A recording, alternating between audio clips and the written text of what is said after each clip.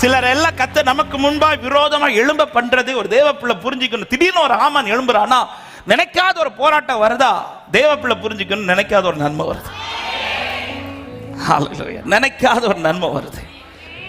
ஆமென். நினைக்காத சில காரியங்கள் உங்கள் குடும்பத்துல வருதுன்னா, நல்லா தானே போயிட்டு இருக்குது, நல்லா தானே நடந்துட்டு இருக்கிற. அதை திரும்பவும் இந்த வார்த்தையை சொல்றேன்.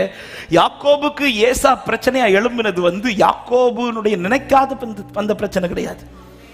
இந்த பிரச்சனை எதனால என்பது யாக்கோபுக்கு நல்லாவே தெரியும். இன்னும் சொல்ல போனா இந்த பிரச்சனை எழும்புறதுக்கு ரீசன் யாரு? யாக்கோபு. நான் இந்த வார்த்தை பேசும்போது அது தெளிவா சொல்லிடும். நம்மனால சில பிரச்சனைகள் எழும்பும், அதுக்கு கேரண்டி இந்த வார்த்தை கிடையாது. ஆனா எதுவுமே செய்யாம தப்பே இல்லாம சில பிரச்சனை எழும்பும் பாருங்க. நல்லா போயிட்டு இருக்கும் திடீர்னு நினைக்காத ஒரு பிரச்சனை. இந்த ஒரு பிரச்சனையை நான் நினைச்சதே கிடையாது, இப்படி ஒரு பிரச்சனை என் குடும்பத்தில் என் வாழ்க்கையில் நான் நினைக்கல, இப்படி எழும்புதுனாலே இந்த காலை நேரத்தில் பலிபீடத்தில் தைரியமாய் சொல்லுகிறேன், இதை தாண்டி நினைக்காத ஒரு நன்மை, உங்களால் எட்டி பிடிக்க முடியாத ஒரு நன்மையை கர்த்தர் உங்கள் கரத்தில் வைத்திருக்கிறார். ஹல்லேலூயா.